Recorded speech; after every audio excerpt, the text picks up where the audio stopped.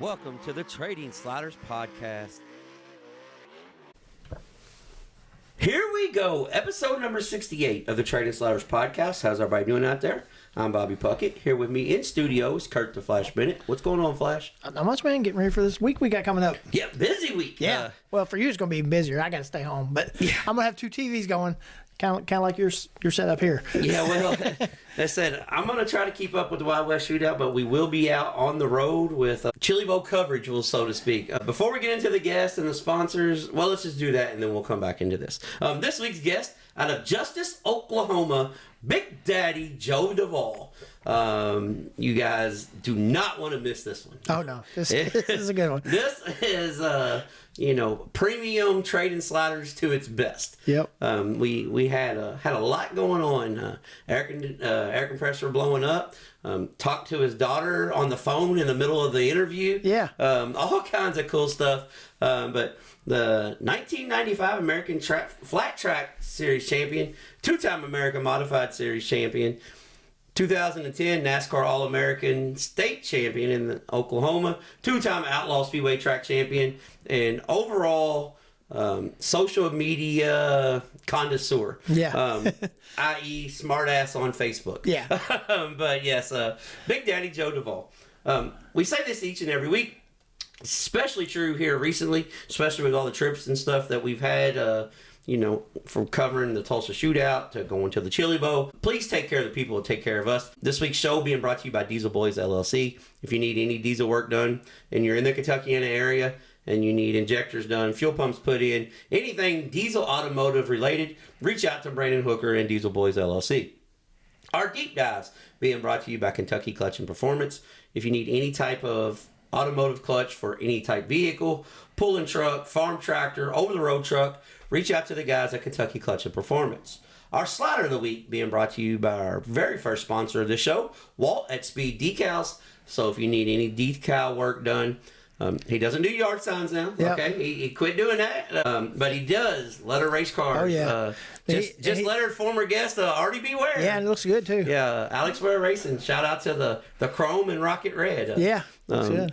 And we were kind of joking when we was with Walt. Pavement guys went Chrome over top of Rocket Red or fluorescent colors. Yep. But it did look good. Yeah. But yeah, if you need any type of race car lettering done, reach out to Walt at Speed Decals. Our crash of the week being brought to you by Dio Handyman and Remodeling. If you need any type of work done around your house, I know it's been nice this week. It's going to get cool next week. So David would prefer an inside job this time of year. Yeah. But he'll still do outside jobs. He's not picky. Yeah. But if you need any handyman work done, if you need windows fixed, you need decks, repaired, steps worked on, does tile in the bathroom, anything you need done around the house, reach out to David at Dio Handyman Remodeling, 812-989-5002.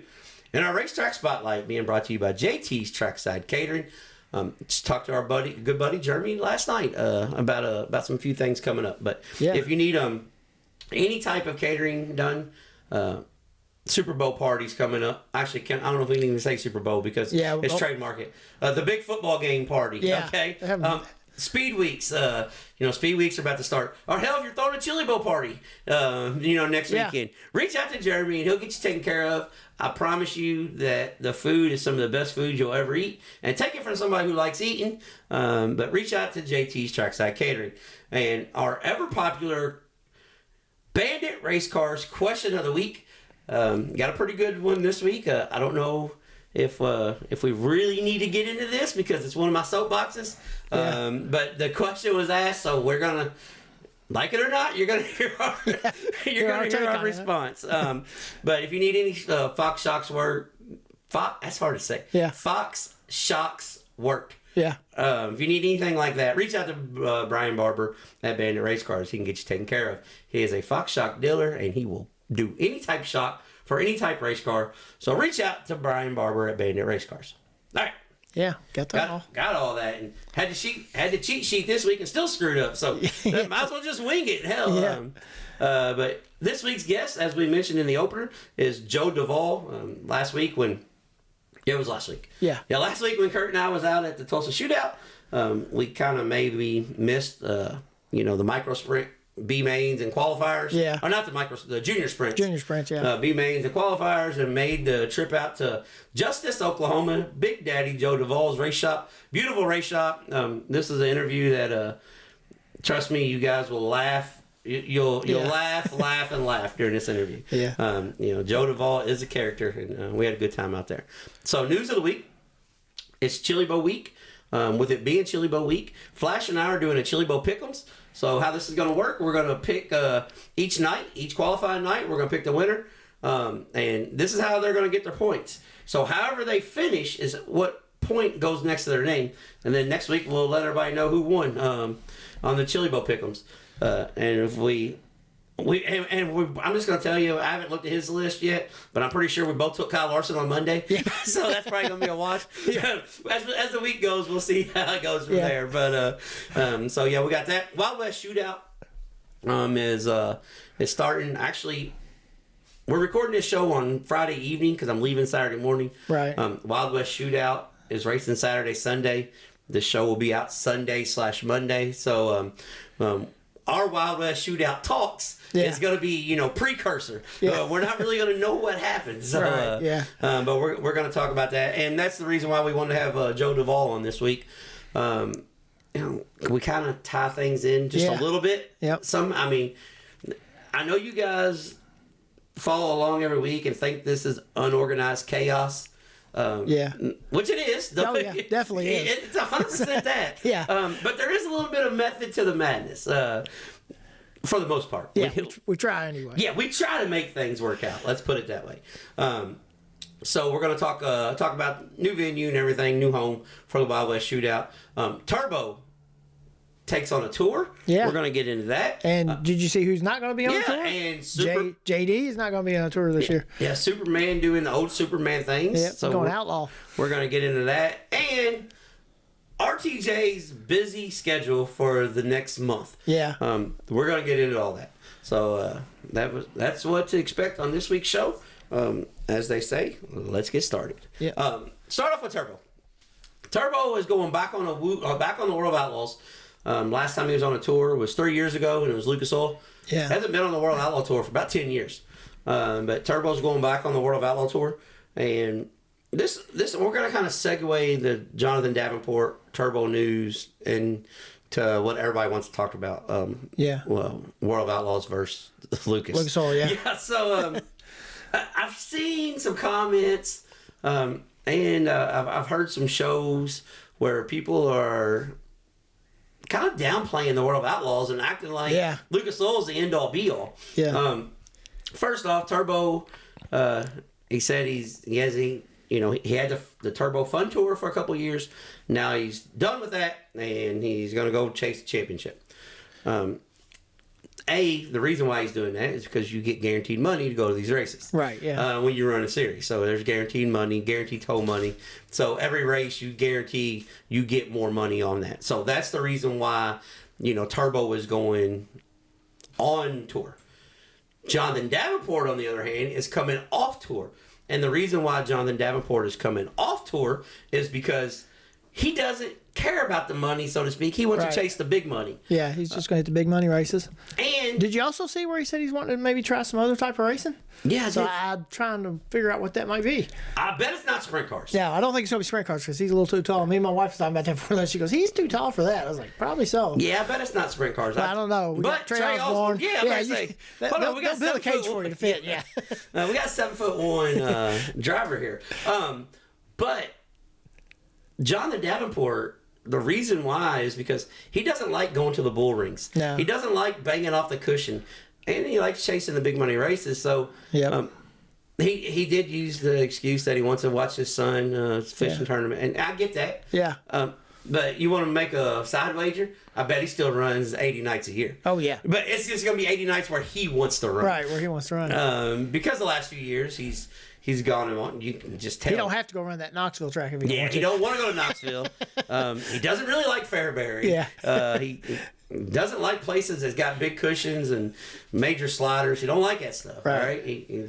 I'm gonna say we might see him at some other smooth slick tracks. Yeah, Southern All-Star stuff. Some down south stuff. So. Yeah.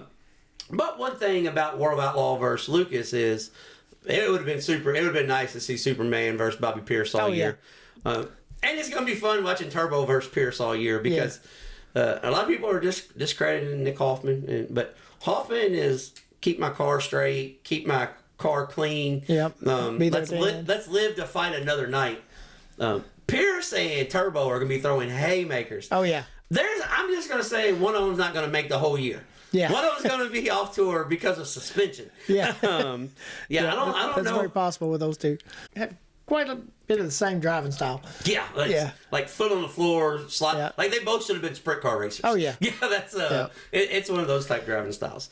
But what I will say is, I know there's some guys leaving Lucas Oil, and is it because Flo bought them and it's. I don't want to say this wrong. I'm not even going to say this because hell, we might even have a working relationship with them, Yeah. So I won't even say this. But is it that they don't like the direction that the series is going? Yeah. Because, and the reason why I say this is because the way the series is going is they've got a lot of 2 and 3 days at the same racetrack. Right. And as Joe Duvall said in our interview, I mean, he's a traveler racer. Yeah. So he wants to get out on the road. He likes racing and, driving overnight, racing the next night.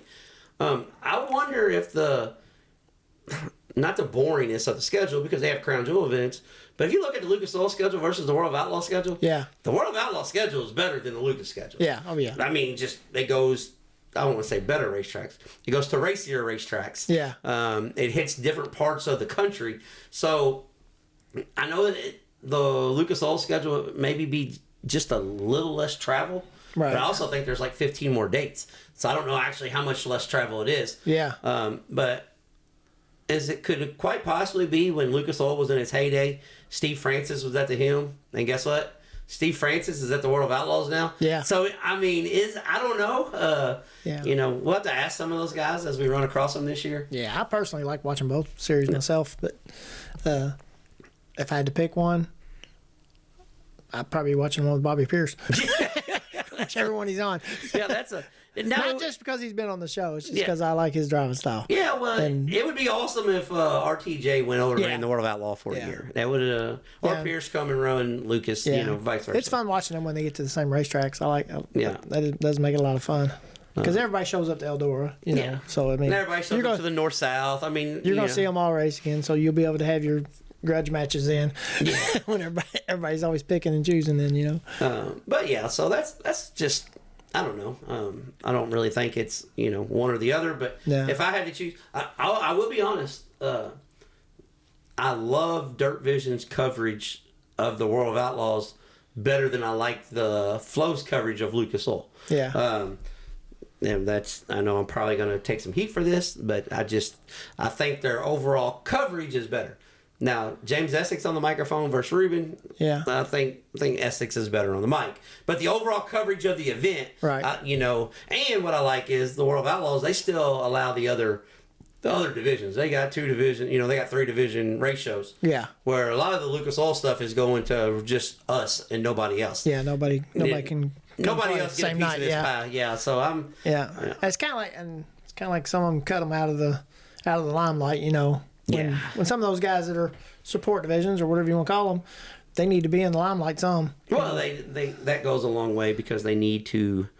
Their sponsors need to have the same. Yeah. You can call your sponsor up and say, "Hey, man, I want to be on TV this week," and see your name on national television. So. Kind of like when the Cumberland Plateau Open Modified Series got taken off Flow Night in America at Bulls Gap. Yeah. So same type deal. So that's for another. Well, actually, that's kind of in our question of the week. Kind of. So I can kind of segue back into that. So Wild West Shootout starts. It's at a new home, new venue. A bunch of heavy hitters. A stacked field going out there. Oh, yeah. I did just see, though, today that Brandon Overton was supposed to be there, and they said that Man, well, I'm sure if it was Overton, he said something like, I just got too much shit to do. I ain't going to be able to make it. Fuck it. Right. I'm sure that's if it was Overton, that's what was said. Yeah. That's not what the press release said, but I'm sure that's how Overton, that's how the phone call went. Yeah. But yeah, they're building cars, running a little behind. So yeah, Marlar's going to be there. Albertson's going to be there. Yeah. Pierce, Davenport. yeah, it's going to be a good show. It's a stacked field. It's a heavy field. One thing, I'm glad it's going back to Arizona. I hate it that it's not at Vado. Vado? Yeah. La Cruza. All right? Yeah. New Mexico. New Mexico, yeah. Yeah, let's say that. I hate that it's not there because that racetrack it's provided some of the best racing in the last couple years during the Wild West Shootout. So I hate that it's not there, but it's good for the race to go back home, and it's good for Jerry Petty and them to show off all the work they've done at Central Arizona. Yeah. So, looking forward to that. Going to keep up with that. Flash is going to have both TVs on at the house so he can keep up with it, and hopefully, way the schedule works out, hopefully by the time I'm done with the Chili Bowl, and hopefully this works out for the people at home as well. Yeah. By the time I get out of the Chili Bowl each night and do some content stuff, hopefully I can catch features back at the hotel. So that's that will be a plus. Yeah. Let's just say the tablet and the laptop will be up. Yeah. So and Tanya will get to watch racing all day and night. Yeah. And be at the racetrack all day and night again kind of like this last week. Yeah. Did you see your RTJ schedule? Flash for the month? Okay. No, I know he's only running one night at Arizona, right? Yeah, it was supposed to be 4, but he's only going to run 1. But so he's running the Chili Bowl. Yep. Which there's some interesting comments that I want to ask you about. So he's running the Chili Bowl. He's going to Arizona and running Monday maybe or Wednesday or one of those days. One of those days or Friday. Because he races Wednesday. Okay. Something. He's not going back and forth. He's doing it one time. No, they race Wednesday, don't they? Yes. Yeah. He's going out and running Wednesday's race because he's running Race of Champions Monday at the Chili Bowl. So he's running Wednesday. But when he gets back, he's coming back and going to the Chili Bowl. And then he's leaving and going to run all the UMP modified. So he's running the whole Winter Nationals in the UMP modified. Oh, yeah. Before he's going to Volusia and he's going to run the World of Outlaw stuff. Yeah. The World of Outlaw late models. Run the Winter National on the modifieds, and then stay down there and run the Speed Week part of the late models before he starts with the Lucas Oil stuff. That's pretty cool. But he did confirm that he is coming back on the Lucas Oil schedule. But there's a little interesting tidbit floating around Flo I seen on some of the social media. So back, they caught up with him at Millbridge earlier in the year. Yeah. Right after he won the World 100. And, they asked him about his Chili Bowl trip and the Tulsa Shootout. And he said, he's going to run the shootout, then he's going to run the Chili Bowl. And the guy was about half-ass joking, and he said, well, you just won the Globe. Would you trade that for a Golden Driller? Yeah. And without a hesitation, he said, yes. Yeah. He said, not at the shootout, but the Chili Bowl, which I'm going to tell you, RTJ, it might be harder to win the damn shootouts. Oh, yeah. Than the Chili Bowl. After watching it, I've been to both, and you have, so I'm thinking it's harder to win anything at the shootout. Yeah. But he said yes, that he would trade the World 100 Globe, the most prestigious dirt late model trophy in the world, for a Golden Driller. Yeah. How do you think that's going to set with the late model world? Oh, I know. Yeah, I mean. Yeah. Well, kind of the way Larson said it when he was talking about winning Daytona or the Chili Bowl. Yeah. So the Chili Bowl Midget Nationals is the biggest event. Period. Yeah, it's the real deal. It is. It's I mean, you have to race your way every hot laps. Where you got to race your way in that thing, no matter where you're at. That's crazy how people just don't understand. Like people from the asphalt world, they don't understand how it works. No, that's and the competition. The Chili Bowl. There's no junk there. No, I mean, none. No, none at all. So we're gonna get into that when we do our pick'ems and stuff. But the Chili Bowl it's an amazing event, but I think the people in the late model world, I think it's fair to say that RTJ is just a racer, and he wants to win the biggest races there is. Yep.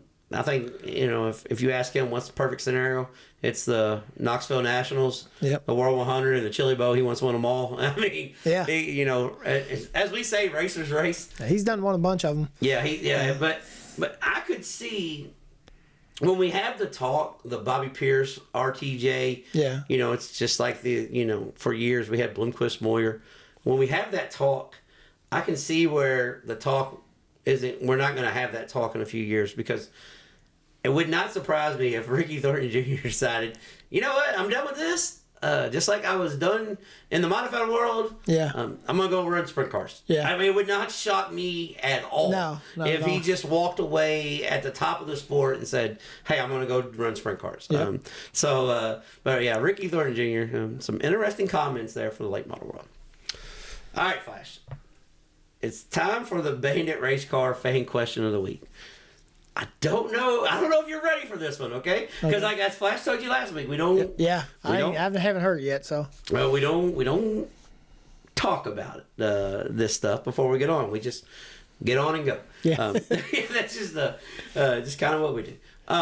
So Tim from Richmond, Kentucky. So I'm just already letting you know this is coming from Central Kentucky, so you can probably kind of know where this is going. Oh yeah. Before we even get started. Recently, in our area, we had a series call out another series on Facebook for scheduling on top of each other. All right, this is about a 4-part question, but I'm going to summarize it up. Right.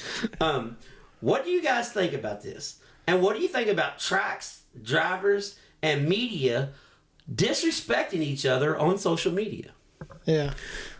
I'll let you go first. I'm sure this is the post I read the other day. Okay, I'm gonna let you go first, because I think Tim from Richmond is talking about a certain late model series, 2 certain late model series button heads. Right. He didn't say that, but just from what I gathered, I'm thinking that's what it is too. All right, so I'm gonna let you start first before I piss people off. Yeah.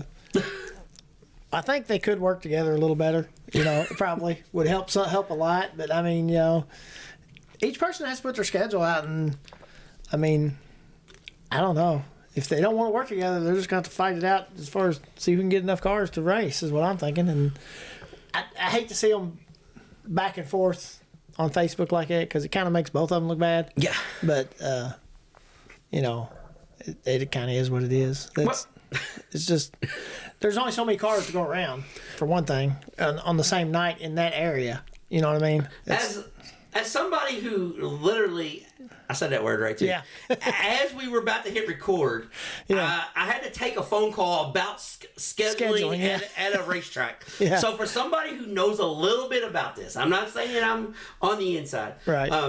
But I can tell you that this week, I have probably been on the phone 3.5 or 4 hours working with our series director, Matt Barrett, and working with racetracks in Kentucky, Tennessee, Georgia, Alabama, South Carolina. I mean, there was a lot this week when putting a schedule together.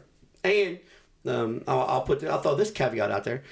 When you hear this Monday, we will be having a Cumberland Plateau Open Modified release deal someday during the week. We're waiting on 2 people to get back with us, and then we'll put it out. And I don't know if I got some downtime at the Chili Bowl, I may even do like a little 5-minute video release of it or something. Right. Yeah.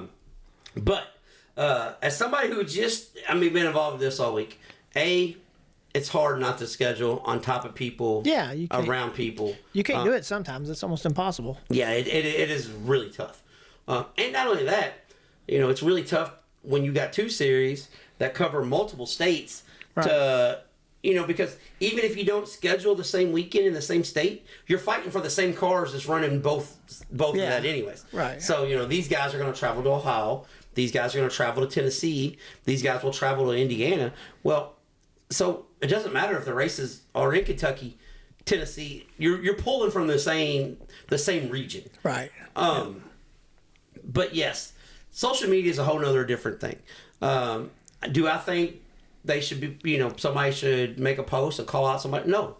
I don't, because I don't handle stuff that way. Right. When we started this podcast, there was some shit being talked about us. Oh, yeah. And if it was years, good thing we waited to start when we did. Yeah. Or we'd have no listeners, because I would have ran everybody off and they said, "Man, this guy's a prick." Yeah. when I unloaded on the said certain person. But I didn't. I let it go, and I let our work speak for ourselves. Our work speaks for ourselves as far as we put this show together, how we do things. So I think these series should take the same approach. Yeah. Let your show, let your product speak for itself. Don't go back and forth and bitch on social media. Yeah. Just don't do that. And tracks and drivers, track websites and Facebook being ran, and guys getting smart with the race with fans and I'm not cool with that either. Like, that's Weber Valley stuff, and that's funny, but that's not funny when it's reality. Yeah, I've seen a lot of them this week with other tracks putting their schedules out or rules out, and then people just getting on there and blowing up. And yeah, the comment. It's crazy. I mean, because there's some tracks that have changed hands, and people are already running them in the ground before they got started. Before they do anything yet. Exactly. You don't have any idea how it's actually going to be. Yeah. So I'm the type of person that waits till something happens before I decide what I'm gonna do. Yeah, that's. That's just. That's the way I am. I mean, this is. But yeah, I did see. I've seen some things about media members, but not getting credentials to certain events and getting in a piston match. There's all kinds of stuff that goes on. Oh yeah, and then posting it on there. I'm just gonna tell you guys that's racing politics 101. Yeah. And if we ever want to do a racing politics show, I can tell you the good, the bad, the ugly. I've seen it all.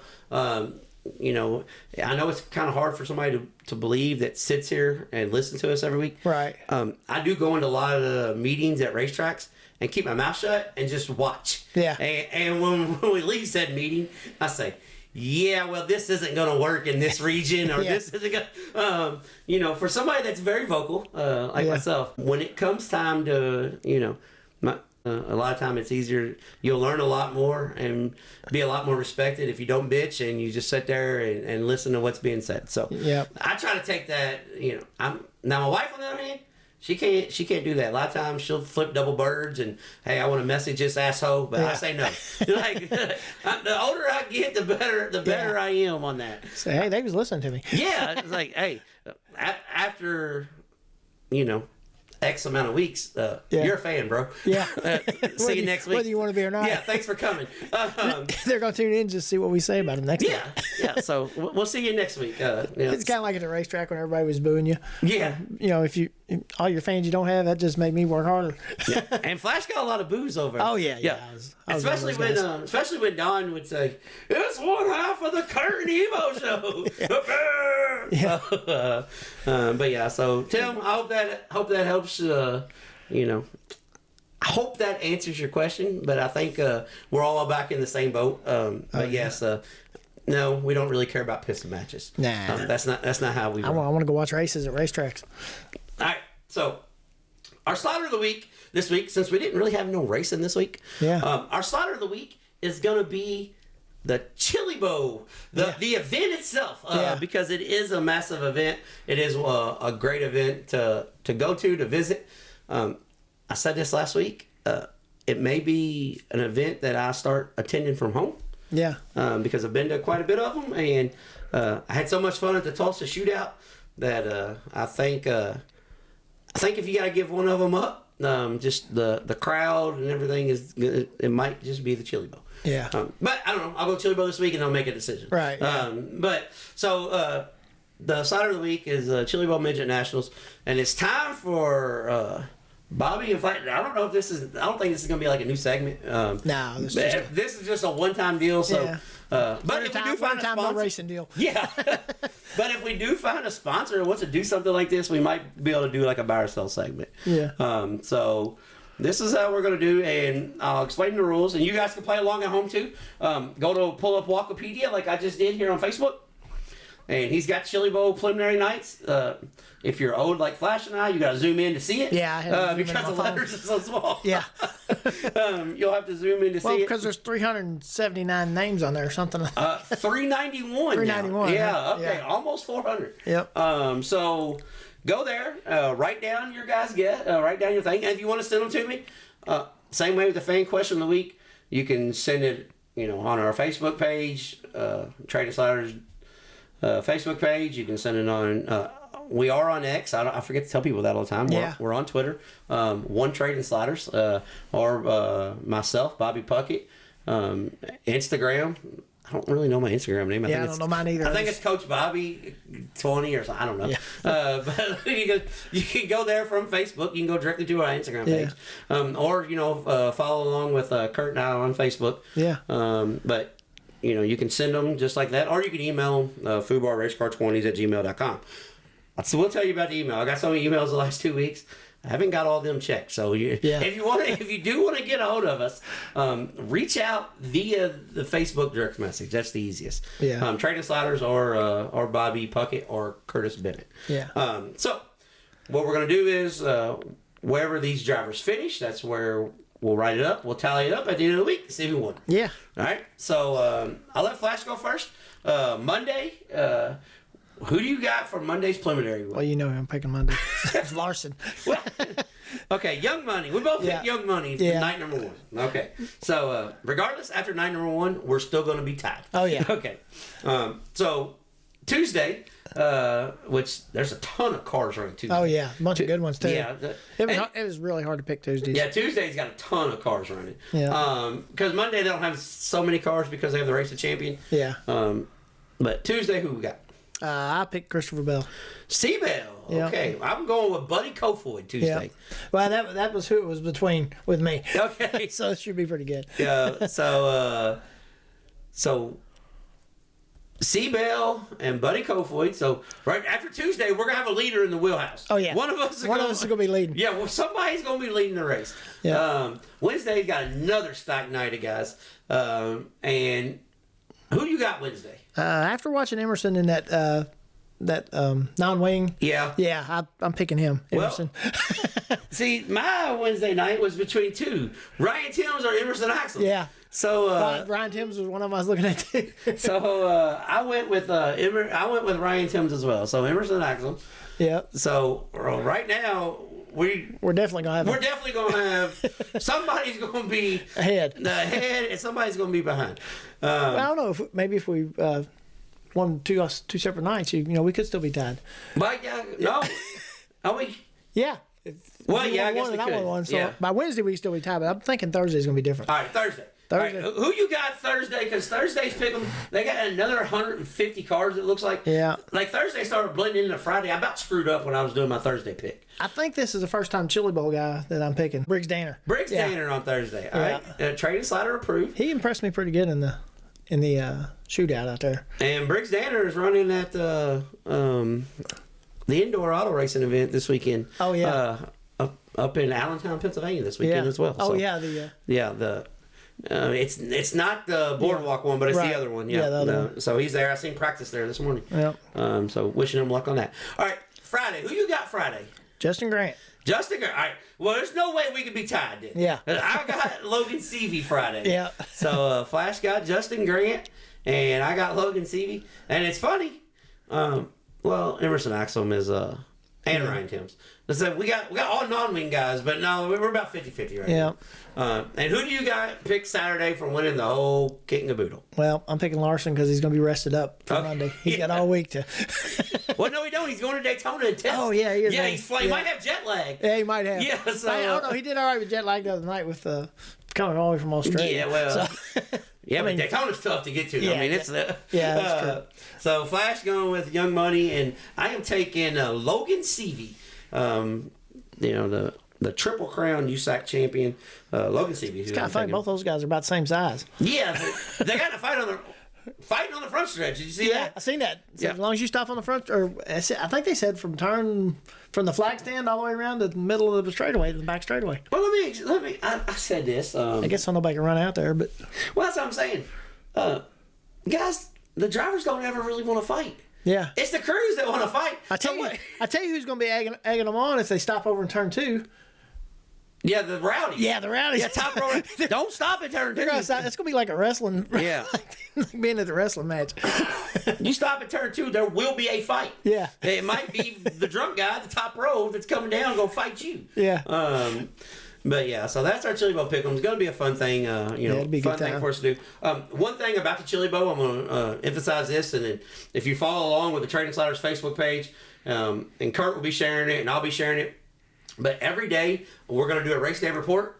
I'm going to do a race day report while I'm out there, and then we're going to do a premium, the previous night, a little summary rundown, and our race day report, and then talk about the, who to pay attention to on this night and stuff.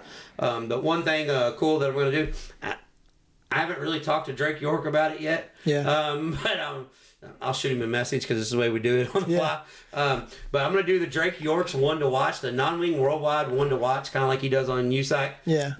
So, we're going to tell you a young driver or an up-and-comer or somebody who hasn't been there a while that you need to keep an eye on that night. And let's, travel along with his, with his process for the night. So because with almost 80 cars every night.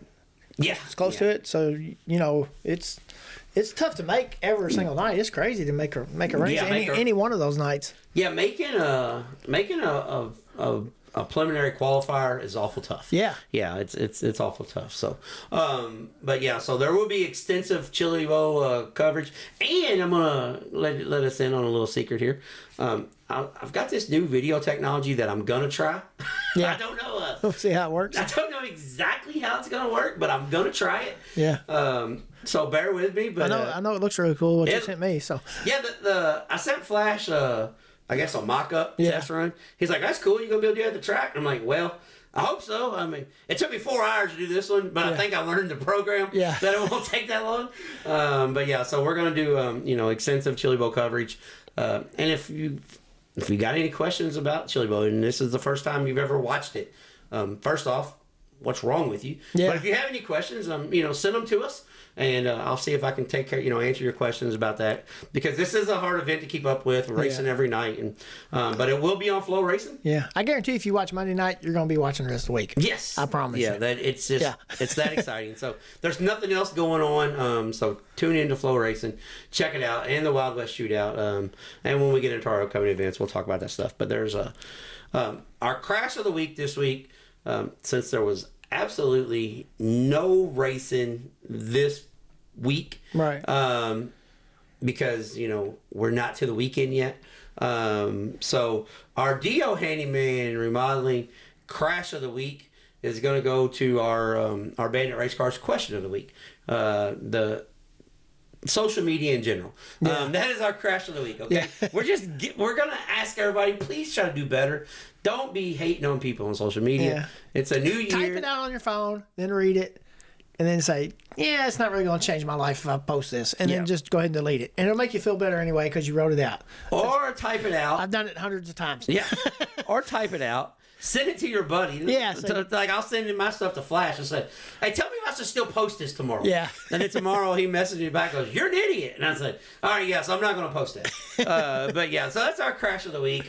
We want to get our sponsor in. You want to lose the 12 people we got listening? What the hell are you doing? And I'm like, well, thought it sounded pretty good, It sounded like a throwdown to me, so I was going with it. Just skip that, okay? Flash tried to get me going, and I'm trying to tell people not to do this, and then here you are, just stoking the fire. That was kind of funny. That was funny. But just I don't know. So that's all we got, and we're gonna get off here and listen to the American Flat Track Motorcycle Badass, who decided, as he said, we had a few war injuries, i.e. I crashed this bike at 140 mile an hour. So now I'm going to go run modifieds. And I know we got fans that listen from all over. There's a comment in there about 305 sprint cars and B-mods. I'm just going to let you know that is Joe Duvall to the fullest. He just likes going fast. He's got a 41-foot cigarette boat in his garage. He said it hauls ass and it sucks gas. So that's the reason I like it. He said those jet skis, they ain't mine. I ain't no pussy. But two-time American Modified Series champion out of Justice, Oklahoma, Big Daddy Joe Duvall. It's time for the Trading Sliders Deep Dives presented by Kentucky Clutch and Performance. Here we go, ladies and gentlemen, on this week's Trading Sliders Deep Dive. We just had a 10-minute conversation trying to figure out where the hell he's even from. But he's claiming Justice, Oklahoma. It's Big Daddy Joe Duvall. How you doing, sir? I'm good. It's life's good. Yeah, well, I'd say so. You got a nice place here. What we're here in a beautiful race shop, but most time when we talk about people's race shop, I tell her about how nice it is, but piss on that. I mean, the views you have up here on top of the hill, man, it's super.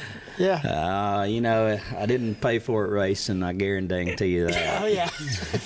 Well, you only work like 100 hours a week. I mean, that's before we get into the racing stuff. You're very active on social media, and you smuggling cocaine's hard. Well, well, you got to get up before the cops do, you know. Yeah. You see that airstrip out back, right? Yeah, well, that's what I said. I mean, I see why you live off the grid here. Yeah. Get out of the big Tulsa King. Let's hold on. So the whole Tulsa King thing, they just followed you around and said, "We're going to make a damn show about this." Yeah, it's comical.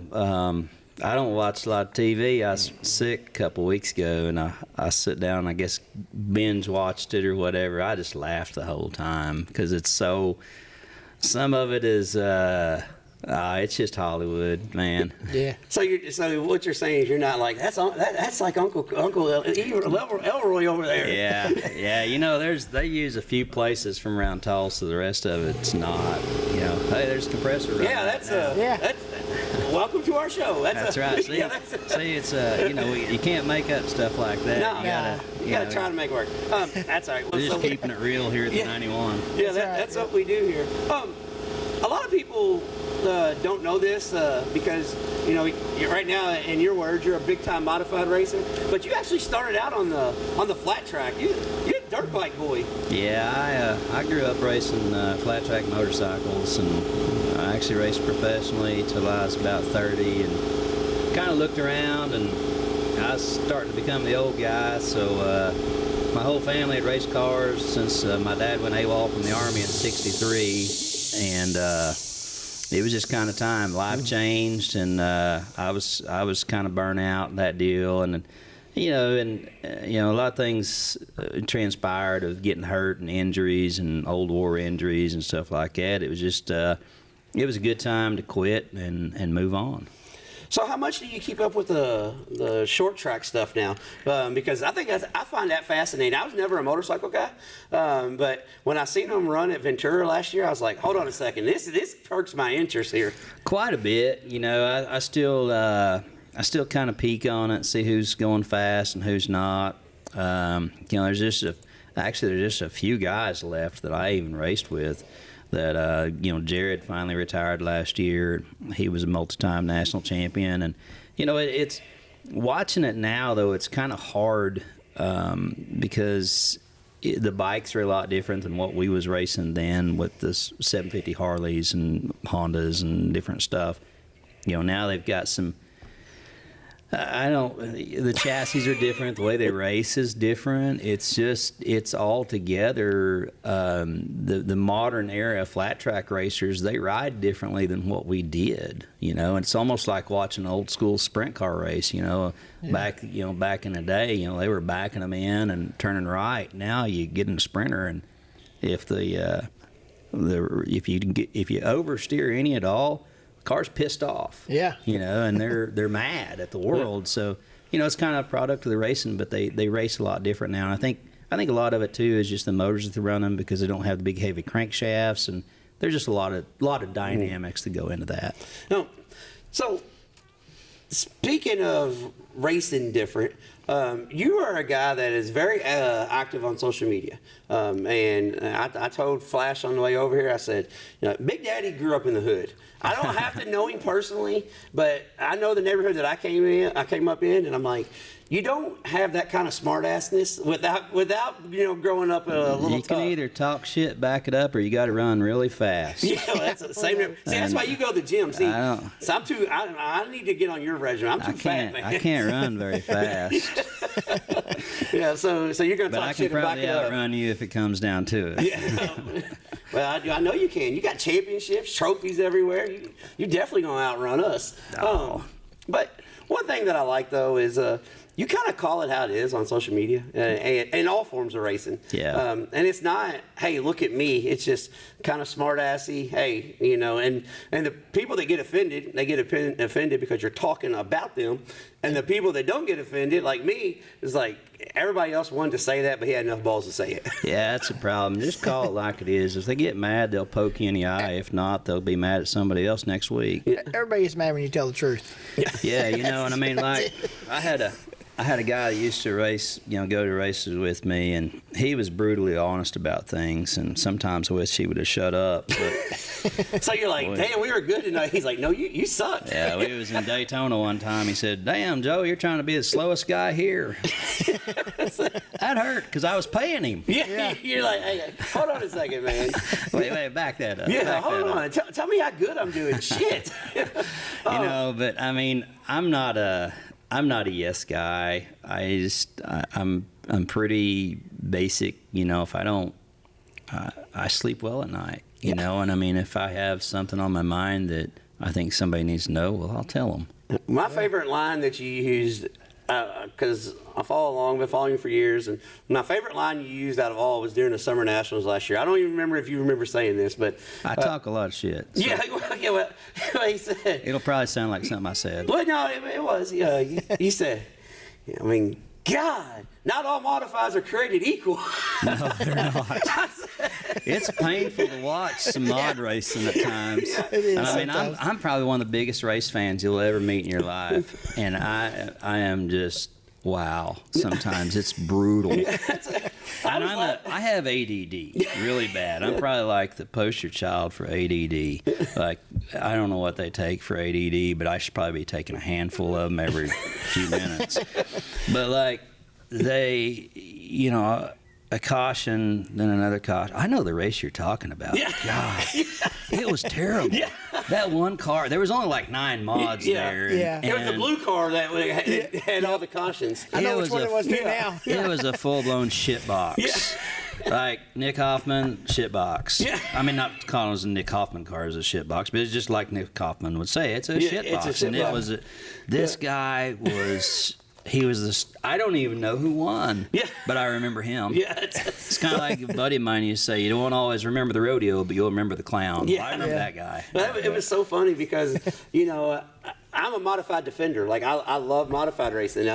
You know, I race mods, and when you said that, I thought, you know, that has not been a more truer statement than I've ever heard in my entire life. Because as much as I try to tell everybody how great this class is, you're on live TV proving a point that we all kind of want to say.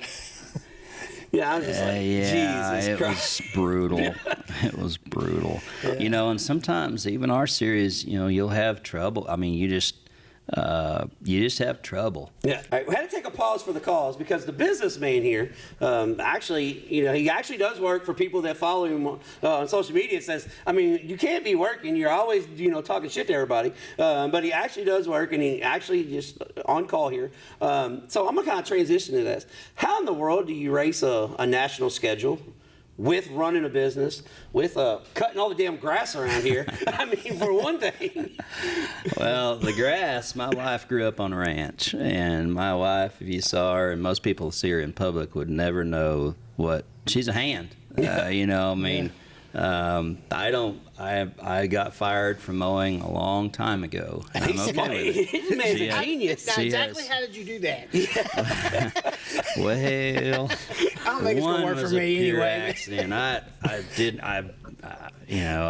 I was a racer, so like I used to box. When I lived in town, I'd box blade my yard in May, and it wouldn't start growing grass. True story. It wouldn't start growing grass till about August, and I'd do it again. You know, so that's a hell of a year. That's what I mean. That's just what I did because I didn't have time to mow. You know, so back then I was gone racing bikes and everything. You know, but. I don't know how to do it. I've just done it so long, it just comes second nature, you know. I mean, you just do what you got to do, you know. And for me, I never had a plan B. I only had a plan A, and if it didn't work, I was screwed. Yeah, well, it worked out. Yeah. We're sitting here in a beautiful. So far, so good. I hadn't had to get a real job yet. Yeah. So well, we're sitting here in a beautiful race shop. you've gotten track championships. You won a NASCAR regional deal. You've got plenty of success. What in your right mind makes you want to go out and challenge the USMTS with all that travel?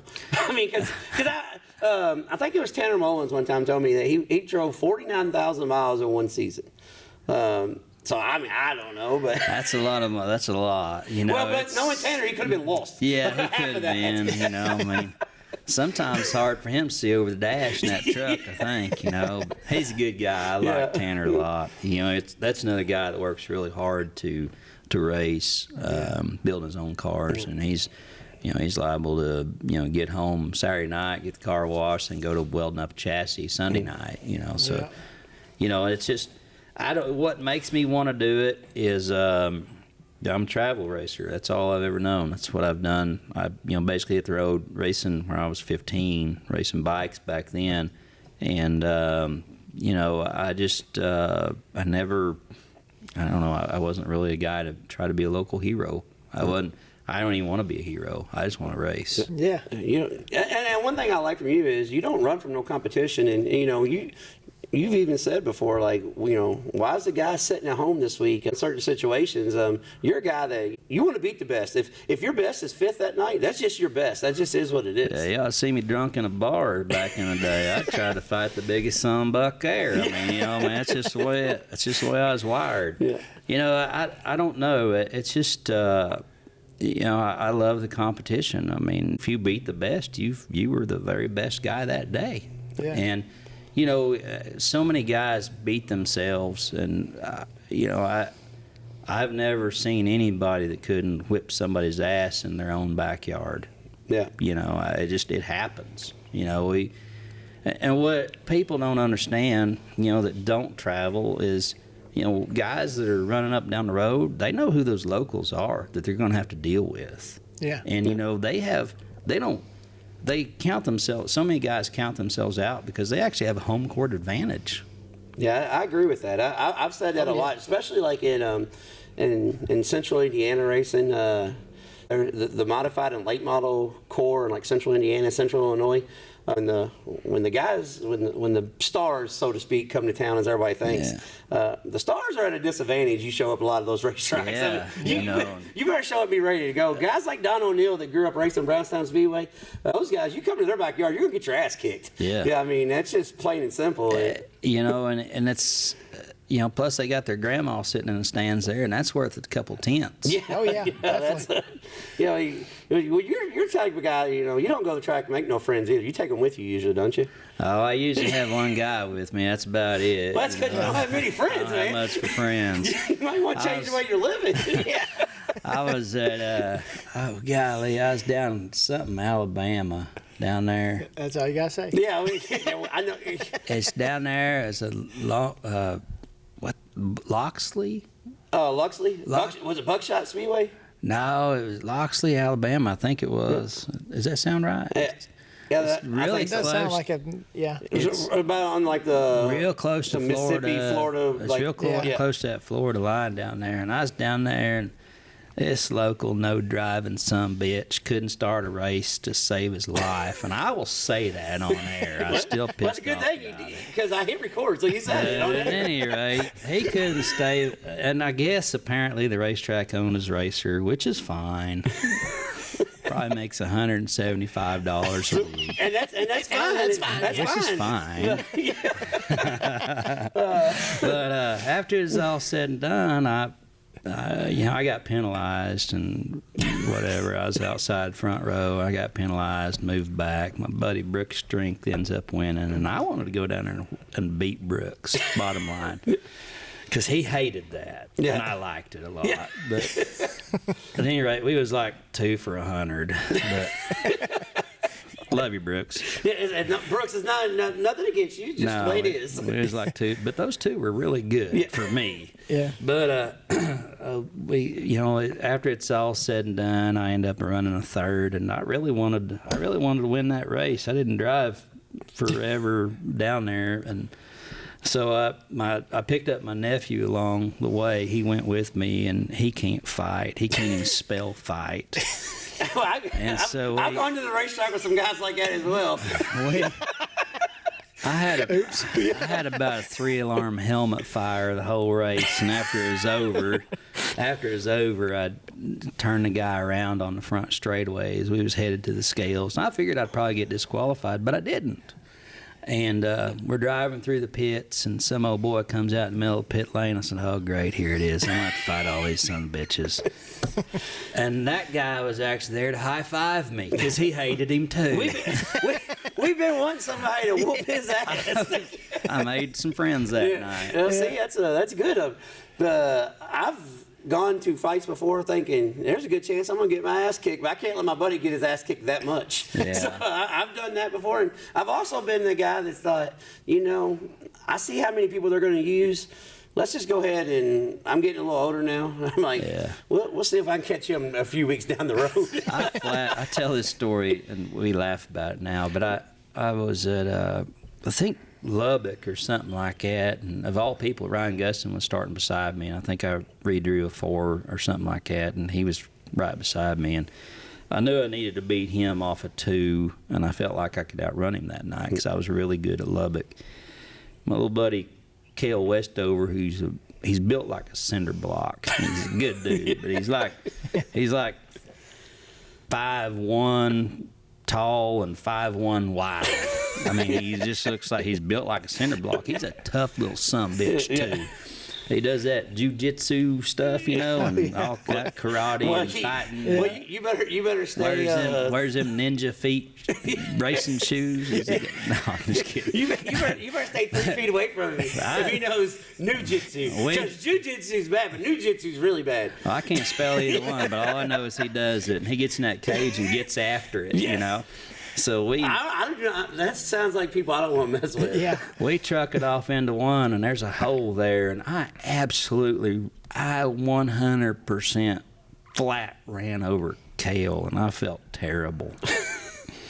God, like if it was anybody, I just felt terrible. You're like, how come I couldn't run over Ryan? This is the one I hit. Because he would have laughed it off. And so I went down there and I just absolutely ran over him and started dead last and ended up like 7th or 8th, caution free. I mean, I had a badass race car that night. So we go down, Cale goes off the hook, goes off the track on the hook, and I walk down there, son of a bitch. He's underneath his car. I crawl underneath there with him. I said, "Hey, I come down here and I plan on leaving with all of my teeth. What kind of parts you need?" He's like, screw you, asshole, but I could really use a J-bar right now. He started laughing, and I said, I crawled underneath there with him. I said, "What kind of parts you need?" I plan on leaving with all my teeth. Yeah, that's funny. Well, see, I could tell you wasn't in Alabama then because everybody don't have teeth down there. You done, advanced up this way some. Is that teeth brush thing? Yeah, that's Alabama. I've got some stories about Alabama. I went to Alabama. They made me a whole race director over a whole something that you're going to love, B-mods. Oh, yeah. Oh, yeah. You can race them till you're like 85 because they give you a break every couple of laps. My uncle's 68 now. Still races B-mods. Yeah. He's like, "Oh, it's okay." He said, "It's getting a little harder to get back in the car." He said, "But I get a break every couple of laps." Oh yeah, I sat in there a couple hours. Yeah. Well, the funny thing is, I can just figure out how to pee. Yeah. So we get there and they're like, "So you're with the modified series, right?" And I'm like, "Yeah." Like I was going to take care of our 30 cars. Instead, we had 140 something cars, and the lady hands me the rule book and says, "All right, thanks," and walked away. I'm like, "What the hell you want me to do with this?" Like right off the bat, I'm looking. I'm like, "Well, hold on a second," because it was one of those battle of the mods. They took everybody's rules and copied and paste. And boy! I said, we got a problem right here." And I know it's going to be a problem right off the bat because I know 2 cars that's here. So you said it states no 4 bars in the B-mod. Then it states UMP must run UMP rule and tire. I'm like, and Lucas Lee and Damian Kiefer are here in 4-bar B-mods. And I'm pretty sure that's where your $20,000 is going to be going home. So we need to look at it. Well, it can't run 4-bar. I said, well, you might want to scratch out the UMP legal. One of the, fast. You got to scratch one of these. It's a misprint. Yeah, you got to scratch one of these out. And that lady looked at me and goes, well, you'll figure it out. I'm like, I have no hand in this deal, lady. But we made it happen. But Yeah. it was one of those deals. I was like, you guys been planning this race for 2 years. And that didn't cross anybody's mind to look at the damn. Like, you guys don't know what you guys got going on here. I was like, Jesus Christ! I told Kurt, I said, yeah, we're not getting out here anytime soon. Luckily, it was a 2-day show. Yeah, it was a 3-day show. It was planned to be that way, and they used all the hours of the day. Yeah. That's one thing. Format. You guys run USRA and USMTS and stuff. You guys don't qualify ever, do you, anymore? Yeah, well, USMTS, we time trial every night. Okay. And then there's an invert. It's kind of for the casual fan, it's kind of hard to keep up with. It doesn't necessarily make sense. I think, like, there's a couple of sprint car deals that kind of do the same thing. You time trial, then you get inverted, then you get passing points, and you get time trial points, and da-da-da-da-da. Most people, especially racers, are terrible at math, so it's just it's more confusing than a brother's checkbook. Well, you know what that is, though. That's that Joe, he can't add real good. We're good. We're going to penalize him tonight. We don't like him. He's good at Lubbock. Let's start him at 10th. Yeah, it's so what they do is the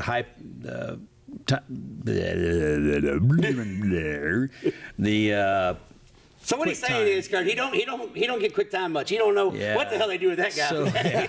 So quick time goes and they have a special dice that they roll, and it's probably loaded. Love you, Todd. But it has it basically I think it up to 4 on the invert. I think. 4 or 6, and it doesn't have a 1 or something. So that way you can't, be quick time, still start on the pole. Right. But I'm pretty much kind of a traditionalist. I just feel like, if you time trial and you're the fastest guy, you got to start on the pole, because it doesn't always necessarily relate to later on in the night. Yeah. Especially if you go back to that guy that's the local hero at Brand X Speedway, he goes out there in the mud. He starts 10th and drives around everybody in a feature, though. I used to be out at Las Cruces. There used to be this car. I couldn't even tell you what the number on the car was. It was the Mopar car. And anybody that's from, anybody that's ever been to Las Cruces knew this Mopar car. And this guy was like a local legend. He'd never missed a race there. Same car, same engine, da-da-da-da. And that son of a buck would go like nothing you've ever seen in your life in the mud. And as soon as just that little bit of dust came up, here he came back just as fast in the other direction. Couldn't tell you the guy's name, but but you knew, though. I knew them. He's kind of like the clown. Yeah. The guy at Kankakee Speedway that night. Yeah, everybody knows the Mopar car. With you being here in the Tulsa area, and you run modifieds, there's not a whole lot of late model racing around here. No. So is that the reason why? Because your guys' style of modified is the most competitive and the most, I don't know how to say it without sounding like a dick, but it's the best style of modified. Let's just put it that way. Yeah. Is that because that's kind of, for the stock car guys, that's kind of the cutoff? Like you don't got, we're talking about South Alabama, Tennessee. You don't have 6 different late model divisions. Yeah. I mean, is that because you guys have your B mods that I know that you're not a huge fan of, but you got the B mods, and then you transfer to the mods, and then that's where you just race. Yeah. Well, the problem that for me that I personally don't like about the B mods is a lot of these racetracks catered to them, and they, in my mind, they cheapen their show. And that was a pretty appealing class for a lot of guys. And, there wasn't any incentive for guys to move up and run mods. There's just a couple of tracks around here close to me that run mods weekly. And it may be less this year. It's hard to say. But there's a lot of mods in this area. So we all travel. Right. And, or we don't race or this or that. But it's I see guys, that their career at the end of the day, they may have run 945. They may have won 945 features, and they all been in B mods. And I just, I feel like it's kind of fish in the pond stuff. You want to be a big fish in the pond, or do you want to be, just a fish? Yeah. Well, I've always said that, I like the way. And let me back up a second too. Though, a B mod is not a cheap race car. No. It's pretty eye-opening what guys are spending to race for less against guys that their skill level is. They should probably be racing up there at Kankakee with that guy. Yeah, I mean, I get that, and that's one thing that I've always said was, if like local short track racing, because I go to, we go 100 events a year, and every event we go to is a major event. Very rarely do I say we're going to swing in here on a Saturday night. If we got off Saturday night, we might try to make it to Fairbury or something that we don't get to see a whole lot because of our travel schedule. So, but when you got a kid that you can tell, we got 18, 19-year-old kids now, and Jeff Leaka said a few podcasts ago when he was talking to us, he said, Jeff Leaka don't like any kid. Everybody can buy speed, so he doesn't like any kid. You can just buy speed. Yeah. So, but what he was saying, though, is, so the local racing, if you get one kid that, say at Tulsa Speedway over here, he's running his modified, and he's winning 6, 9, 10 features that year. If you go to the park and play basketball and you're the best player at the park, you need to go to a different park. Yeah. You know what I'm saying? Yeah. Like, only as good as the guys you're racing against. Yeah. So that's one thing that I think the kids and I get the point too. It's not my money I'm spending, so I get if you can only afford to run X division, I get that. Yeah. But there's a lot of people that spend, like you talk about, big time budget.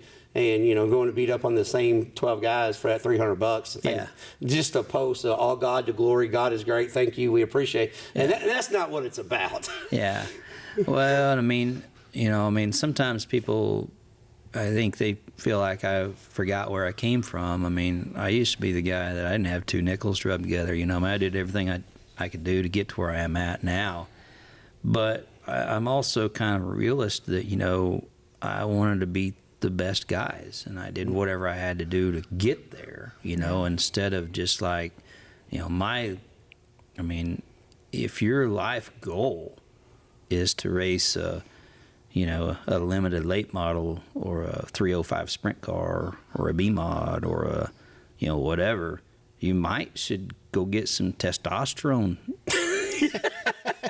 treatments. Go get you a few shots. Yeah, because the guys I grew up with, we wanted to ride, we wanted to race, we wanted to ride, we wanted to drive the baddest earth pounders there are. Yeah. Period. Just to prove that we were a man. Yeah, we could do it. Yeah. We're that guy. Yeah.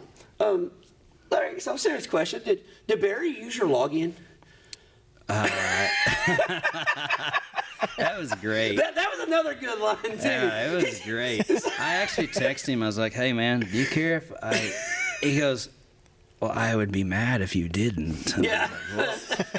I just wanted to be like, I thought it'd be a good joke. Yeah, no, that was hilarious. I laughed my ass off. I said, so for the people that don't know, that don't follow you on social media, everybody. You don't know what day of the week it is, but it might be your day in the barrel. Yeah. So rarely is it mine. Yeah. It might be tomorrow. Yeah, but it happens every once in a while. Yeah. Well, here's the thing. If everybody that don't know what I'm talking about, this can't just be an inside joke.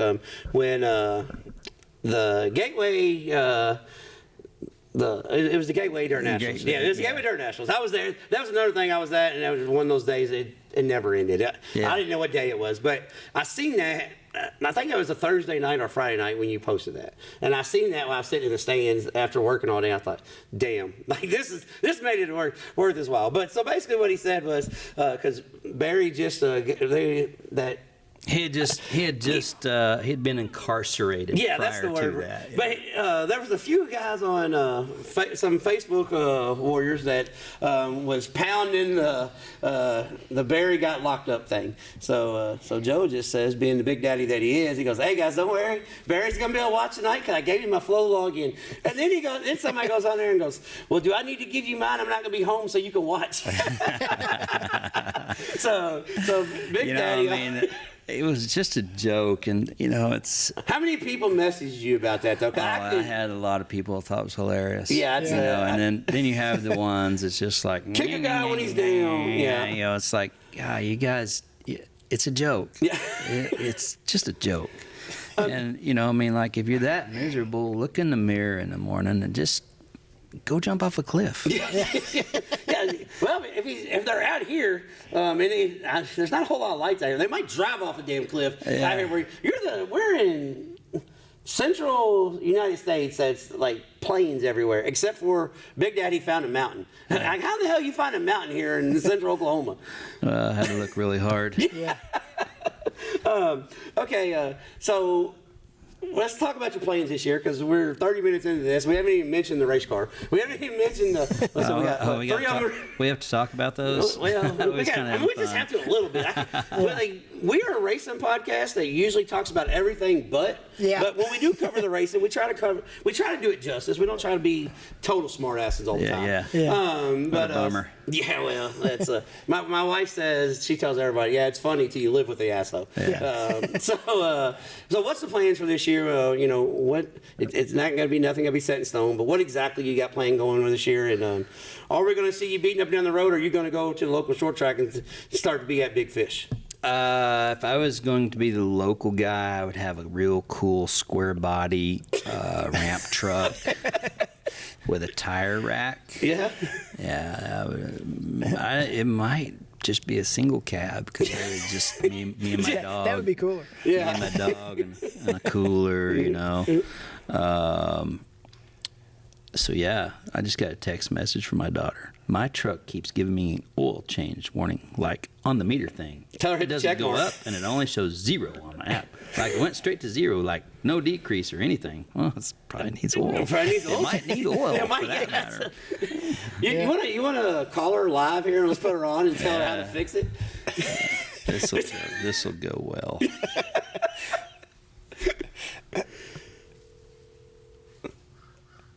What's her name? Addison. All right. How you Addison. doing? Hey. Addison. What? You know your dad's a really important person. Yeah. You know what else is really important? What? To check and make sure that your truck has oil in it. She's probably gonna hang up on us. Your dad is on a worldwide podcast right now. You're asking about oil in your truck, sweetie. Well, I don't know. Hey, just the place where we went that day by the whale. Yeah. I just go up there and pull in there like a boss and tell them to make it happen and be snappy about it.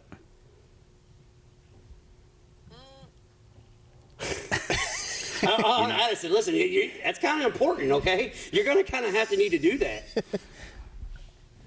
Are you good with that? You need me to go with you? I'll do it. All right, you got it. Addison's a big girl. Look at this. She's got it. Yeah, just go down there and tell them to put it on the account. You know the deal. Okay. If you have any problems, holler at me. Hey, we need a whole change too, Flash. I might stop by the well on the way out. You good? Yeah. All right, I love you. Talk to you. Thanks for coming on the show, Addison. We appreciate it. Okay, love you. All right, we love you too, Addison.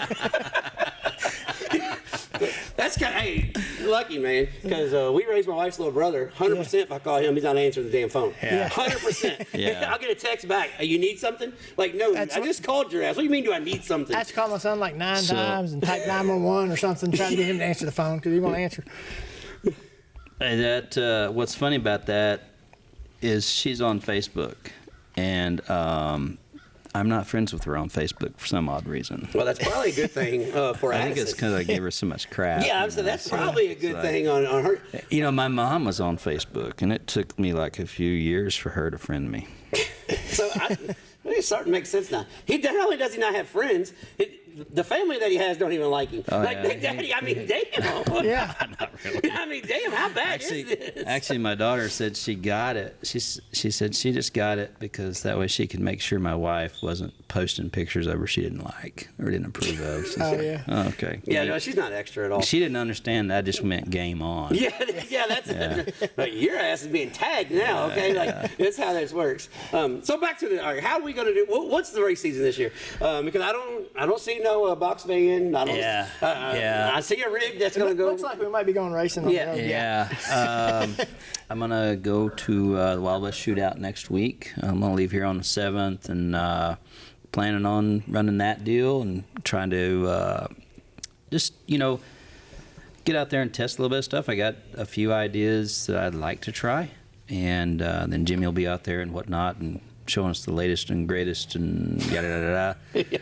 And he's gonna give me more stuff to just beat my head up against the wall with. But my intention right now, one of the things I'm focusing on is I'm really I'm gonna run for sure run USMTS till about Memorial Day. And decide if you're gonna go to the lake or not that weekend. Yeah. I really, there's 2 conflicting weekends for me, but I'm kind of but rain, anything can happen, so Right. but I don't really race for points, so you take that out of the equation. But I'm kind of really considering running USMTS again this year, and then outside of that, I've got about 6 other races that I'll do, and that'll give me about 50 nights or something like that, and be a pretty good season. Well, that's plenty for a dad that's got to go to the well to get the oil changed because he can't figure out how to get there, or you got to. Does your wife make you weed eat at least? No, we've actually got an outfit that comes over and mows our yard. Our actual yard itself is about 2 acres, and then I would say it probably is. It like where I would mow and weed eat and all that stuff, it'd take me about 6 hours. Yeah. It's a lot. Yeah, no, it is a lot. We live on 30 here, and I wish it was like 130, but it's Right. It'll do. I mean, it's not like it's a bad 30. I mean, it's a pretty good 30. Yeah. We've throughout we've been here for 10 years, I think, or a little bit longer than that, and we've probably taken out about 1,000 trees easily. It was heavily wooded, and every chance we get, we take some more out. But we're just about out of trees. Yeah. So you're about out of trees. I mean, damn, you better start a sod farm out here. I mean, so who helps you get up and down the road? Who makes this happen? And who helps pay the bills besides just you? Because I mean, I know you pay for most of it, but you do got sponsors. Yeah. I've got some and I consider more along the lines of friends than sponsors because outside of just our relationship on the race cars, we do talk about things, and we try to help each other out. And a lot of it's kind of business to business stuff. But Mel Hamilton Ford, Jerry Bergman Tax and Accounting, DriveWFX.com, of course, Greg Deathridge Opticians. I've got one that I'm working on really hard right now, and it's Monster Energy. Yeah. And looks like it's going to come through. And I've got, I probably ought to turn around. I'm going to do the old Lucas Oil Dirt. Yeah, I'll turn around. I got my wife's credit card. This right here. Actually, I've done a pretty good job. I named everybody off. The last, You forgot Duvall Electric, but besides that guy's a bum. He's behind on money. I mean, call him. Call him and get that damn thing taken care of. It's kind of crazy. Like, I actually met this guy. He's actually, like I said, these guys turn into friends. This is a friend of mine here, Tucker Drums. He's actually a drummer. For a band. He was living in Las Vegas, and since has relocated back to where his parents are in Texas. But Tucker, I met him on Fremont Street. Yeah. And he actually followed me and several others on Facebook. Big race fan, loves racing, and it's like, man, I want to get my name on your car. Here's $500. I was like, okay, cool. Yeah, I'd done it for a lot less. Drinks are pretty high here. Like, we're in Vegas right now. Hold on a second, man. I'm going to take it. All right, let me say 500. All right, But super good guy. Tucker, your ad didn't go, your money didn't go very far. I lost it on roulette, but hell, we appreciate it. Most of them that's on there would probably pay me good money if I would take their name off. But it looks So you're pretty. kind of blackmailing them with it being on there. Yeah, Right? it's pretty good on there. Where I first started racing, a lot of US MTS stuff. It was prevalent. Most of the cars had a farm or an oil company on the side of the car or whatever. So I made up back then. It was just Duvall Electric. I mean, that was all I had on my car. So I made up some. Duvall Farms. I made some weird names up, so just to have on there, Snake Oil Farm, Snake Oil, and I made Big Daddy Drilling. Oh yeah, it's just like, my wife's like, man, you have the ugliest cars out there, So They look pretty good taking pictures, though. Yeah, well, they used to. They used to be, Yeah. She's like, because I was so cheap, I was like, I ain't paying for a wrap, I just got the old stick-on stickers, and I get. Whatever. I was pretty cheap, and then finally one day I was like, you know what? I guess I'll button down and buy wraps. Yeah. So the guy that didn't want to wraps the whole damn stacker and toner. Okay, I see where this is going now. Yeah. Well, I said we was almost done, but I forgot to even ask you about the Funkadelic. Hold on a second. All right. How in the hell has this even come about? So now you're a promoter now too, right? Yeah. All right. Like how does that even happen? Well, it was kind of a lot of it was out of necessity because there wasn't anything for mod racing around here, so I started kind of promoting some races and getting people interested in mods because they just fell off. There was only at that time there's only a couple of tracks that were. I say the couple tracks. There was just a couple tracks that were racing here local, and there wasn't any US MTS shows. There wasn't any 1,000 wins or anything like that. So a guy hit me up about hey, let's have a mod race down here. I need your help, and I was like, okay. So one thing led to another. I called another place, and they was like, yeah, we'd like to be a part of that. So that was kind of the early days of it. I guess 7 or 8 years ago now, and I was like, well, it needs to pay, 1,000 to win. I didn't really care about them being big money shows or anything like that. And so it was kind of left up to me to name it. And I was bouncing ideas off a friend of mine. And he's like, man, it needs to be just something totally different. I was like okay, well. And then somehow... He's an old school wrestling fan, and he's seen Flash Funk come to the ring, and it's Funkadelic. Somehow, Funkadelic, dirt track, honky tonk extravaganza. I mean, it just was like, and it was such a tongue twister. It's like, what's that? That's gonna work. And Sean was like, "That's it. That's it right there." So that's how it happened. I mean, it's just like. I mean, it would be cooler. It'd be a lot cooler if it was really a grand story. Like, oh yeah, we was smoking peyote and riding buffalo out on the wild plains, and a vision came to me. Joe Duvall's Funkadelic dirt track and honky tonk extravaganza. If you're not there, you're not a cowboy. Hey, you know what? This is actually pretty fun. So, you need to have a fireworks stand set up. Yeah, you ain't got no squealing wheelers or. Yeah. So what you're saying is you actually started the whole Weaver Valley thing.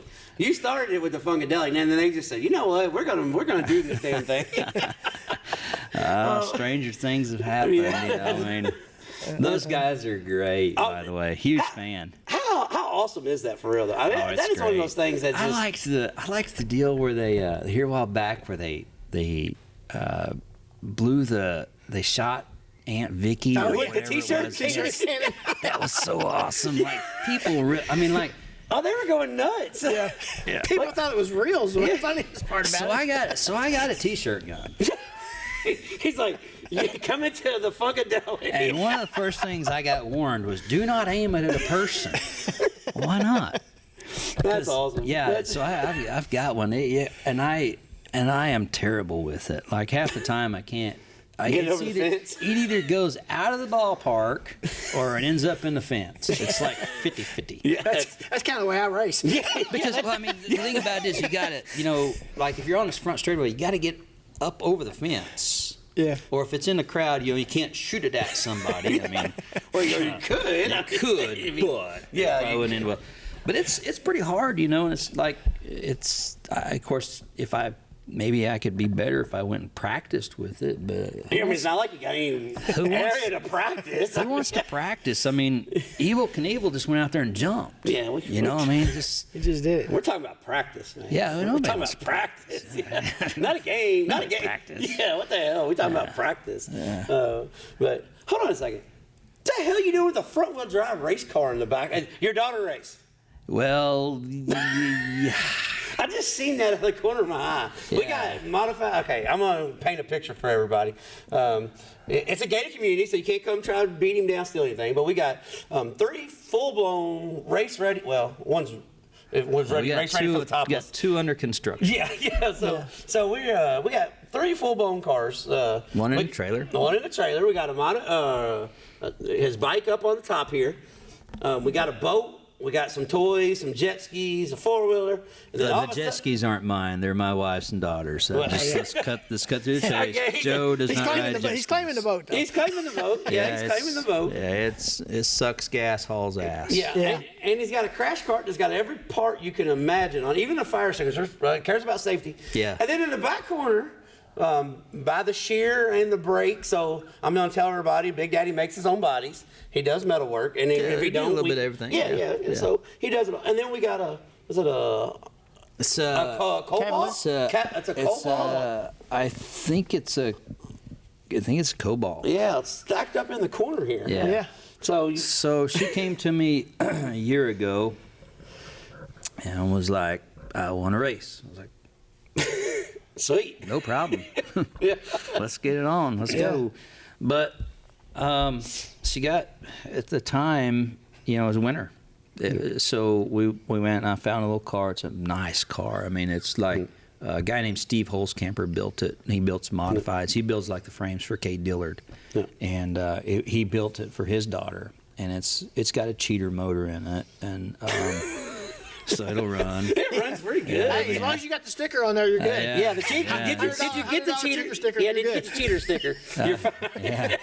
So, but it has, you know, has a nice fuel cell in it. I mean, it's got all the right parts and pieces on it. Yeah. So we went and got it and went and made some laps. I don't know how. There's videos on Facebook. I probably one of my not so better things I ever did. I mean, I've done a lot of dumb stuff, but this there was actually evidence. But I just hopped over in the passenger side of it, and I said, "Let's go." Let's do this, girl. My wife says she's ready to. I mean, she's buckled in, helmet, and da da da. I'm over here in a ball cap and sunglasses, and we're burning laps at Salina. On the highway. Was it the little track at least? No, No. she's gassed up on it.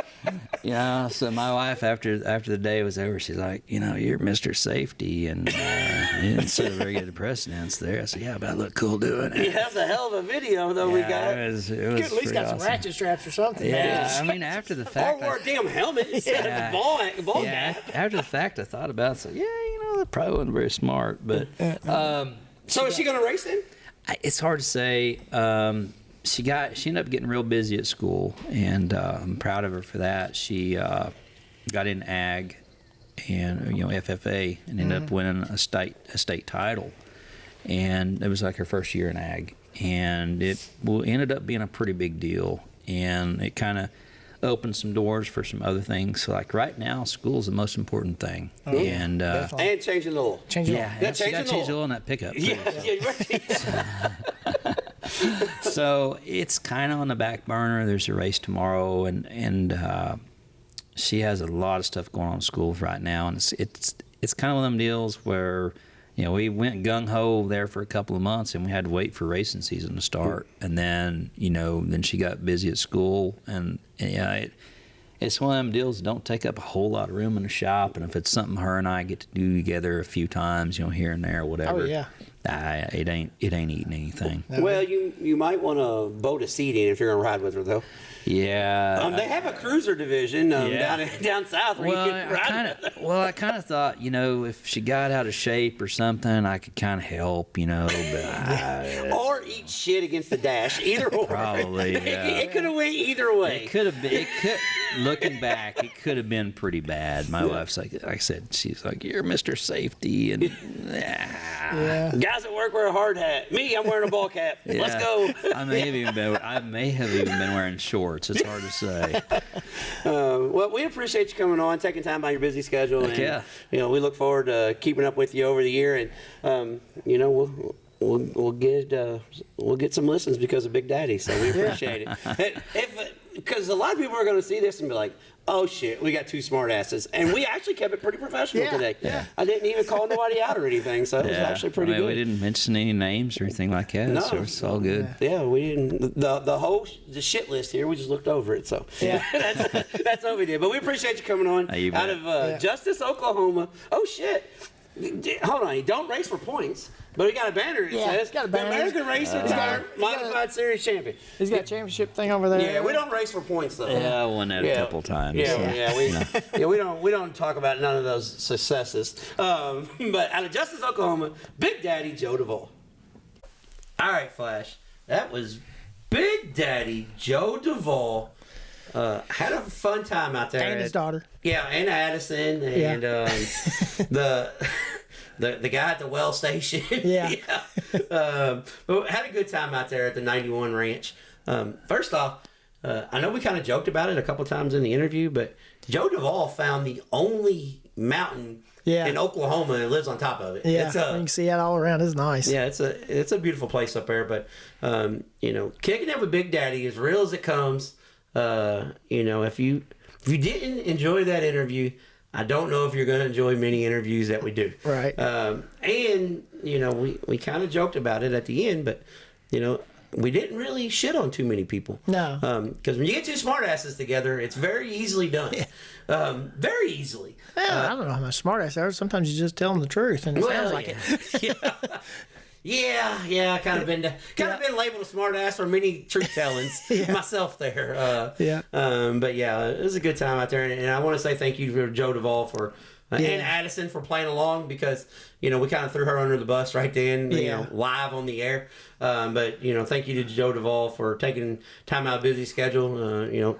We literally had to stop the show 3 or 4 times for him to take work phone calls because he's that busy, with his company that he does and preparing. I mean, they had 2 cars done and 3 more cars they were working on getting ready for this year's United States Modified Series Championship. So we're grateful that he took time out of his busy schedule and invited us in and had a good time out there. And so he gave us a couple kick-ass shirts too. Yep. So need to buy some of those shirts. Those are badass. Yeah. And they got the Firebird emblem on the front of them. It's pretty cool, like the old Bandit. Transit. Old Smokey and the Bandit. Yeah. I don't know if any of you have seen his rig or not, but you need to look it up. Well, if you're following Wild West Shootout, you did see it. They posted a picture of it. Yeah. Yeah, they did post a picture of it today. Yeah. So, but yes, so wishing Joe Duvall the best of luck here at the Wild West Shootout, and we'll keep up with Joe Duvall. But as we say, Joe Duvall is trading sliders approved. Oh yeah.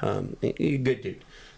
Funny as hell too, but good dude. So this week's Racetrack Spotlight being brought to you by JT's Trackside Catering, and the upcoming events is the Henry County Motorsports Park down in Clareston, Florida. It's the southernmost dirt track in the United States, nicknamed the Sand Pit. But they had the Clyde Johnson 100 Crate Racing USA late models, $12,000 to win. Race number 2 of the Winter Shootout Series for the Crate Racing USA. I've been to this racetrack one time, Flash. It was back in 98, 99. Oh, yeah. I went and seen a late... There used to be a steel block late model series that ran South Georgia and Florida called National Late Model Sportsman. And they ran Volusia on Friday night. And then they ran clear down by Miami on Saturday night. Oh, yeah. And I talked my dad into let's go on down there. Yeah. It's not that far. I looked on the map. It didn't really look that far. Yeah. It's a pretty good little drive from Volusia to Henry County Motorsports Park. Yeah. It's a pretty good little drive, but it's a real sandy, slick. It gets slick, like glass slick. But really good for the last year. I watched one of the Crate Racing USA National Tour races there. It races really good for crate cars because it gets slick. Kind of got a little Sonoya dirt look to it.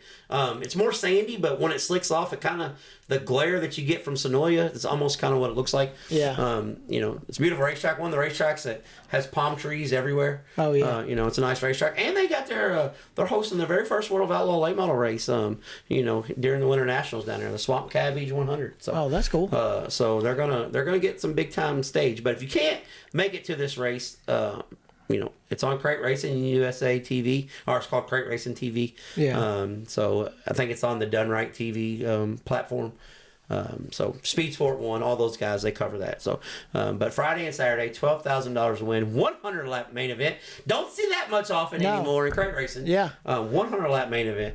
And then we have starting last night when the show comes out, Wild West Shootout. They Wednesday and Friday and Saturday coming up this week. Yeah. Wild West Shootout will be 2 nights down when this show comes out, but we'll still have 3 nights to go. That will be on Flow, and then like we said, we did a Chili Bowl Pick'ems and the Chili Bowl Midget Nationals. Will be on Flow, and I can't stress this enough. We're gonna need you to like, share, subscribe, do all that stuff, because we're doing racetrack spotlights this year when we get to the racetrack. Even if we're not going for a series, if we're going to hang out and watch, we're going to do one of these every night and keep a race count of the Trade Insiders podcast crew. So this is something that's going to go out. It may go out if we get there late, mid-heat race. It may go out on the way in the vehicle. However we're going to do it, but we're going to get this stuff out. And we're trying to do it where you can see the track if we can. Yeah, that's the plan. Yeah, but it's not always going to happen. Yeah, no, that's hence the racetrack spotlight. Yeah, like that's the plan. Yeah, don't really know if it's always going to work that way. Right. But like this week, I'm not going to be on the racetrack 5 days in a row. Yeah. We'll be in different parts of the building and maybe have some. That's kind of cool too, though, because that place is just neat. The whole building's awesome the way it's set up. Yeah. Yeah. So it's we may do it from vendor row. I don't know. As you know, we do stuff on the fly. So but it's gonna be we're gonna do, like I said, we're gonna be one out every day. I don't know what time wise yet, just because guys, when we go do this stuff, a little inside baseball, like Flash put a picture up. Me sitting on a right front mini sprint tire. Yeah. There's this when we go and do these events, it's not all play. There is work involved. Yeah. And there's a lot of stuff involved on behind the scenes that people have no idea what it takes to bring this show to you guys. Yeah. And we're not asking for a pat on the back or anything. I'm just telling you that there's some stuff involved. Now, when we first did it and had the tablet sitting on the table, that was pretty easy. Yeah, that was real easy. Yeah, that was easy. But yes, there is some stuff involved in this, and I'm working on some really cool stuff. Actually, I'm not gonna say working on. I've got some stuff that I'm just waiting on the day. Yeah. The people are confirmed, so that's gonna be something really big for our show. Because we cover all aspects of motorsports, and when I say all aspects, this past year I don't think there's anybody that's covered more type of motorsports than we did, between sprint cars, late models, modifieds, series announcers. National Hall of Famers, figure 8 drivers. We cover anything and everything, mostly dirt related, but we still do. We got people asking about the old racetrack segment. Yeah. We haven't forgot about them. We haven't forgot about it. We've got a couple things that actually one's already recorded, but like we said, there is a method to the madness, and we're always putting stuff out. So there is a method to the madness. So like I said, we will get to it. Trust me, we will get to it. And when it comes out, you will understand why. Yeah. One thing that I am going to ask, though, that you guys please share this stuff share the stuff out because it makes a big difference. It makes a huge difference. And not only that, you know, I've had people ask me about the racetrack spotlight segment, and they wanted to transition into some other video segments. So I'm just going to put it to you guys like this. If we get the views like we have been getting on our racetrack spotlight, our video stuff, we may venture over into a little bit more of that. So it all depends on your guys' help on this. Yeah. So, you know, please like, share, subscribe, all that good stuff. Anything else, Flash? No, I don't think so. Everybody just make sure you tune in to some racing this week because there's going to be a lot of it on. There's going to be plenty of it. And it's going to be in our area around here, you know, around the Louisville, Indiana area, you know, the southern Indiana area, it's going to be cold next week. So you ain't got much else you need to be doing. All right, national radar. Did you look at Tulsa's weather? Nope. Okay. I don't care. You're going to be inside. Well, I know. But what I'm saying is, you know me, I'm only taking shorts anyways. Yeah. So it don't matter. Yeah. I didn't know if I needed 1 or 2 hoodies. Yeah. All right. Exactly. But yeah, you know, please follow along. Tell somebody about us. If you like us, make sure you tell somebody about us. If you don't like us, screw you. Thanks for listening to the end and still tell somebody about us. Yeah. Until next time, we'll be trading sliders.